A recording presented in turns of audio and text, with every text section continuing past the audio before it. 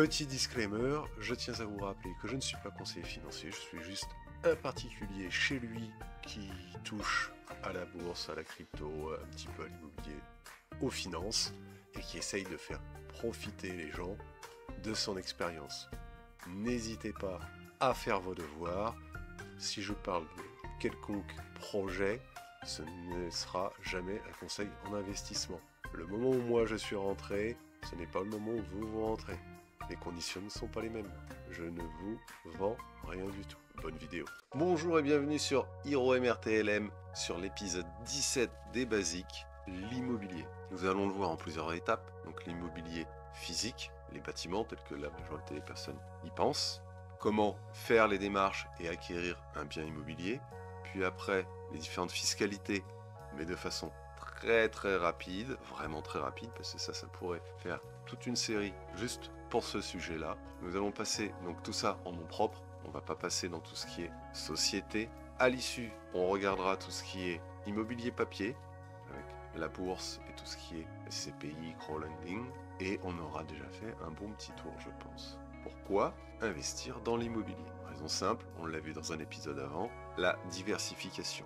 Cela permet d'avoir un patrimoine avec des revenus réguliers. La location de votre bien vous donne une rentrée d'argent mensuelle qui permet de rembourser en totalité ou en partie votre crédit. Sur du long terme, vous remboursez votre bien qui, si ça a été bien fait, va prendre de la valeur au fil du temps, ce qui augmente votre capital à l'issue. Les avantages et les défauts pour tout ce qui est l'investissement immobilier.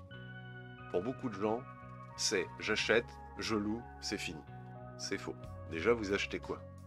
Vous achetez un petit studio, un appartement, un 2 pièces, un 5 pièces, c'est pas la même chose. Vous achetez plusieurs studios, puisque peut-être pour le prix d'une petite maison, vous aurez 3-4 studios. Vous divisez, dans ce cas-là, vos frais en 4, ce qui fait que si un locataire ne paye pas, vous ne perdez pas l'ensemble des loyers, mais un seul loyer sur 4.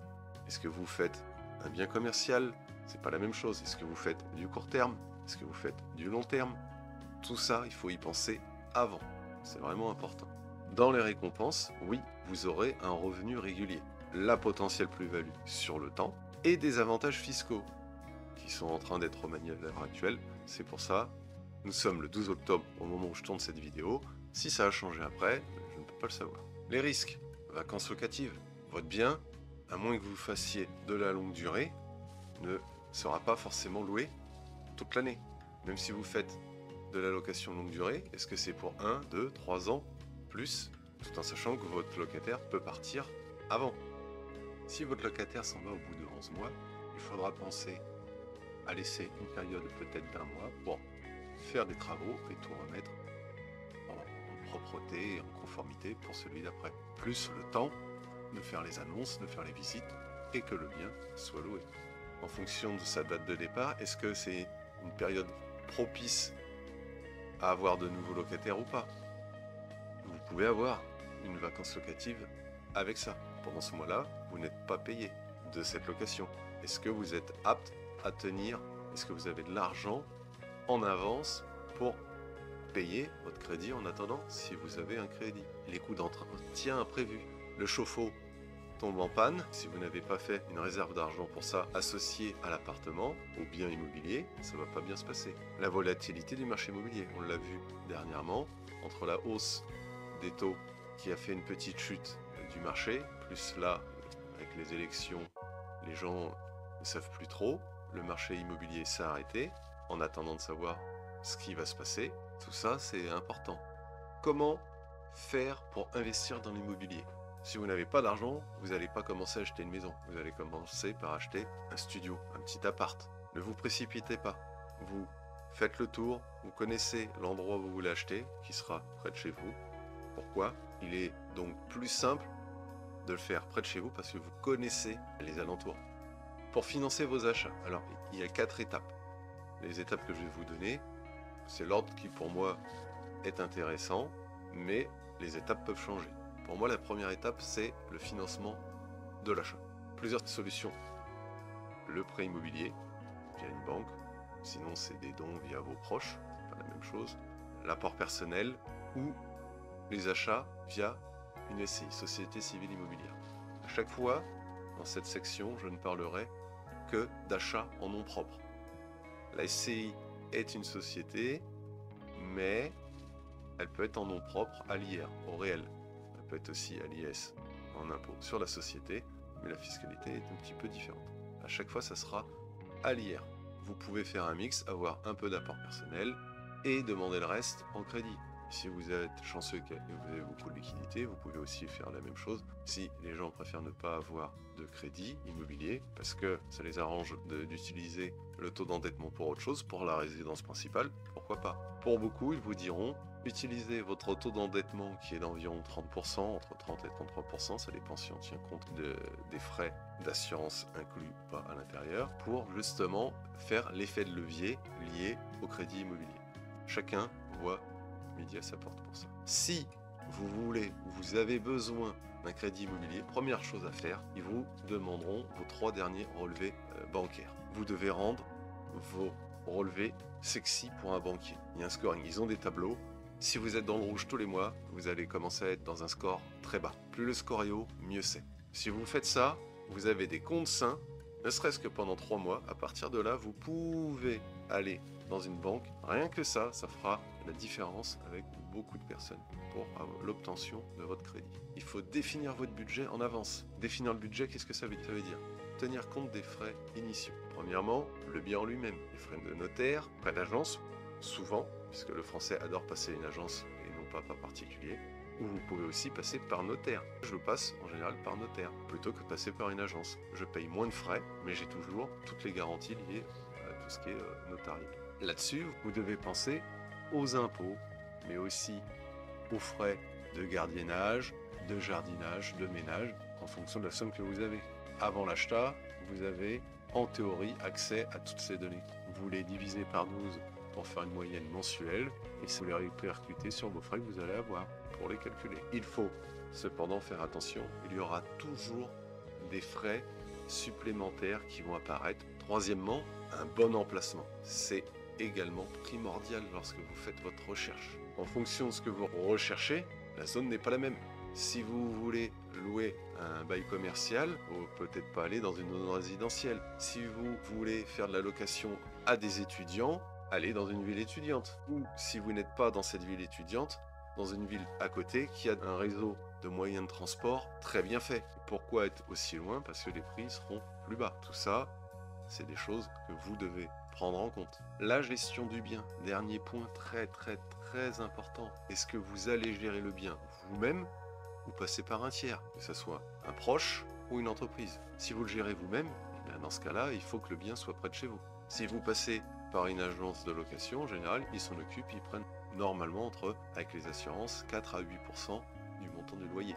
Quel est votre ratio que vous voulez avoir entre le temps que vous passez sur la gestion de votre bien et des problèmes associés et combien vous voulez gagner? Est-ce que vous allez faire du court terme et du long terme? Si c'est du court terme, style Airbnb, il va falloir changer les draps systématiquement. Si vous le faites à la journée, faire ça tous les jours, ou est-ce que vous allez embaucher quelqu'un? Vous allez peut-être gagner plus, mais dépenser plus. Est-ce que c'est rentable au vu de la dépense de temps et de l'énergie associée? Ça, il faut aussi le prendre en compte. C'est pour ça que quand on dit j'ai un revenu passif, en fonction de ce que vous choisissez, c'est pas si passif que ça. Vous avez acheté un appartement, et là, vous hésitez. Le volet fiscal est important. Il peut transformer votre bien rentable en un gouffre financier. Optimiser fiscalement, ça veut dire réduire des impôts. Ça ne veut pas dire ne pas payer d'impôts. Beaucoup de gens s'imaginent que optimisation fiscale, c'est bon, je ne vais rien payer. C'est faux. Vous allez payer. Le but, c'est de payer moins. Si vous n'avez pas bien choisi la chose. Est-ce que vous allez faire du nu? Est-ce que vous allez faire du meublé? Déjà, cela change beaucoup de choses. Comme je l'ai dit, on verra que tout ce qui est en nom propre, donc en réel, vous avez déjà, pour commencer, le régime microfoncier. Ça, c'est principalement pour les biens en nu. Il faut que vos revenus locatifs soient inférieurs à 15 000 euros. Plus de 1 000 euros par mois de loyer. Dans ce cas-là, c'est un forfait de 30%. Le régime réel vous permet de déduire beaucoup de charges. Travaux, intérêts d'emprunt, assurance, Vous avez également les dispositifs de défiscalisation. Les plus connus, Pinel et de Normandie. Pinel s'arrête décembre 2024. J'en parle parce que ça existe maintenant, mais a priori ça ne va pas être reconduit par le gouvernement. À ce jour, le Pinel, il faut acheter un logement neuf ou rénové avec des contraintes bien spécifiques, location longue durée, un plafonnement des loyers, et vous aurez jusqu'à 21% de réduction sur 12 ans. Le de Normandie, c'est pareil, mais dans des zones spécifiques et pour rénover. Vous avez également tout ce qui est location meublée. Alors, location meublée, vous avez la LMNP et la LMP. Location meublée non professionnelle et location meublée professionnelle. À l'heure actuelle, c'est ce que je trouve il y a de mieux. On peut mettre dedans tout en défiscalisation, tous vos frais. Ça permet un amortissement vraiment très efficace. En général, les 6 à 8 premières années, vous ne paierez pas d'impôts. À l'issue, soit vous refaites des travaux, soit vous rachetez un nouveau bien, et ça vous permet de continuer à ne pas payer entre guillemets d'impôts. Mais il y a des limites. Pour le LMNP, vous ne devez pas dépasser, il me semble que c'est 70 000 euros de capital par an de location, et cette somme ne doit pas être supérieure à 50% de vos revenus. Votre salaire doit être supérieur à ces revenus-là. Ces deux conditions remplies, vous passez en LMP, obligatoirement. Et là, les avantages ne sont plus les mêmes. C'est pour ça que ces deux statuts, je ne parle pas de la LMP, je suis en LMNP, mais ces deux statuts passent de l'un à l'autre. Au début, vous commencez en LMNP, et si vous avez commencé à bien réussir et à avoir un patrimoine immobilier qui augmente, vous passerez en LMP ou vous changerez totalement. Vous avez aussi, il faut y compter, les plus-values immobilières. Là aussi, fiscalité. À la revente de votre bien immobilier, si vous ne voulez pas de plus-value, il faut avoir attendu 22 ans, voire 30 ans en fonction de votre régime, pour ne pas l'avoir. Sinon, c'est 20% de la somme de la plus-value qui part dedans. Parce qu'après, il y aura quand même les frais de notaire et tout ça. Voilà. Ça, il faut aussi y penser. Petit tips pour vous, vous n'y connaissez rien. Vous ne savez pas combien vous voulez emprunter. C'est simple. Pour emprunter, c'est 30%. Vous divisez par 3 l'ensemble de vos revenus. Si vous êtes seul ou en couple, vous additionnez les différents revenus. Si vous avez 1005 et 1005, ça fait 3000. Vous divisez par 3, vous avez 1000. Ça veut dire que vous avez le droit d'utiliser 1000 euros de prêt maximum par mois. Là, ça je parle si vous n'avez aucun autre crédit, voiture ou quoi que ce soit à côté. Sans aller voir votre banquier, voilà un système très simple que je viens de vous expliquer pour savoir combien vous pouvez emprunter. Nous allons maintenant passer, après l'immobilier physique, à l'immobilier papier. Nous allons voir les SCPI, Sociétés Civiles de Placement Immobilier. C'est un autre moyen d'avoir de l'immobilier, mais sans s'embêter à aller faire les visites, aller voir le notaire, à dépenser beaucoup de temps. Vous allez voir une société qui gère un parc immobilier, une diversification sur des dizaines, des centaines de biens différents. Vous allez partir sur tel projet et vous allez recevoir une partie des loyers.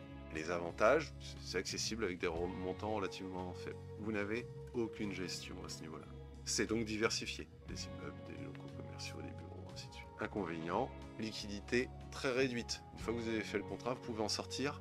Mais par contre, là, ça va prendre du temps. Fiscalité, dans ce cas-là, vous passez par une société qui va prendre des frais de gestion. En inconvénient, ça vous rapporte un peu moins qu'une location directe. Vous avez la tranquillité de gestion, mais cette gestion-là, ils vous la font payer. Il faut aussi le prendre en compte.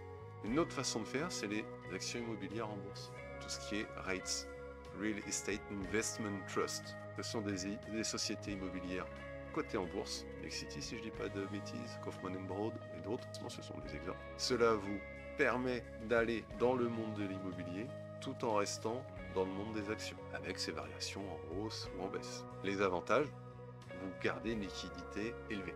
Achetez et vendre quand vous voulez. C'est beaucoup plus rapide que je veux vendre mon bien immobilier, où il vous faudra plusieurs mois. Inconvénient, ça fluctue beaucoup plus que le marché immobilier. Et les dividendes soumis à l'impôt sur le revenu. Une autre façon de faire, tout ce qui est crowdfunding et crowdlending. Il y a une subtilité entre les deux. Je vous invite à aller sur 1, 2, 3 Richesses, qui la semaine dernière a fait une vidéo qui en parle, qui est très bien faite. N'hésitez pas à y aller. Je vous explique quand même vite fait. Crowdfunding, crowdlending, les deux sont très proches. c'est du financement participatif. J'en fais un petit peu aussi, avec ma première brique et Brix par exemple. Ce sont des investisseurs qui n'arrivent pas par des moyens normaux à avoir des crédits pour l'ensemble de leur projet. Ils passent donc par ce genre de plateforme pour récupérer les montants via des particuliers. Vous pouvez rentrer à partir de quelques centaines ou quelques dizaines d'euros.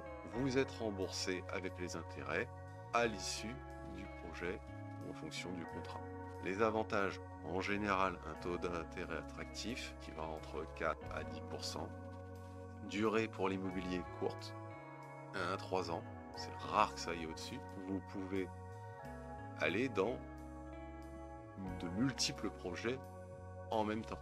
Inconvénient, si le projet échoue, vous pouvez tout perdre. Une autre difficulté, c'est sur la majorité des plateformes, vous n'avez pas de facilité de remboursement avant la fin de l'échéance. Vous devez attendre certains jalons. En général, les jalons sont à la fin du remboursement. Ça aussi, il faut en prendre conscience. Je rajoute, moi, un petit truc en plus, c'est l'immobilier tokenisé. Ça, c'est Realty, que personnellement, j'adore. Ce n'est pas un conseil financier. Tout ce dont je vous parle, c'est des choses que j'ai essayées ou que j'essaye toujours. Ce n'est pas de la pub. Je n'ai aucun sponsor. Je suis beaucoup trop petit pour tout ça. L'immobilier tokenisé, c'est comme du crowdfunding. À la différence que là, c'est lié à la blockchain. C'est un token, double tokenisé. Vous pouvez payer normalement en monnaie fiat ou en monnaie crypto. Vous prenez un bien, vous le divisez en plein de petits cubes et à chaque fois vous achetez un certain nombre de cubes. Ces cubes sont votre propriété, vous avez un contrat juridique qui vous dit que vous en êtes propriétaire. L'avantage, c'est que là, ça marche 7 jours sur 7 et il y a une diversité géographique déjà qui s'effectue puisque cette entreprise est pour le moment principalement aux États-Unis. Elle commence à regarder pour aller en Europe et de plus, vous avez aussi une diversité dans vos monnaies. En faisant ça, vous pouvez acheter avec votre carte de crédit et vous allez vous retrouver avec des actifs en dollars. C'est aussi très très liquide. Il y a aussi une plateforme qui vous permet de revendre vos parts. Il y a un marché secondaire qui est valable 7 jours sur 7 et qui est assez actif. Ça me permet d'investir outre-Atlantique dans une diversification conséquente. Je vous ai parlé brièvement, même si cette vidéo est peut-être un peu longue, j'ai survolé les sujets pour de l'immobilier physique, ce à quoi il fallait penser en amont et qu'est-ce qu'il fallait faire comme action de départ pour voir un bien immobilier et l'acquérir. Les différents types de biens immobiliers à voir en fonction de vos besoins, de ce que vous recherchez, comment le financer. Faire attention à la fiscalité, le temps que ça peut représenter de dépenses mensuelles pour vous, les choix à faire en conséquence. Pour ceux qui veulent moins s'embêter, vous pouvez passer en bourse, vous pouvez passer sur de l'immobilier papier avec les CPI, le crowdfunding, crowdlending et la tokenisation. Si vous avez des questions beaucoup plus profondes, n'hésitez pas à les laisser, mettez-moi un commentaire. Si mon travail vous a plu, laissez un petit pouce, ça me fera vraiment plaisir, voire abonnez-vous, tout ça, ça aidera pour le référencement. Je vous souhaite une bonne journée.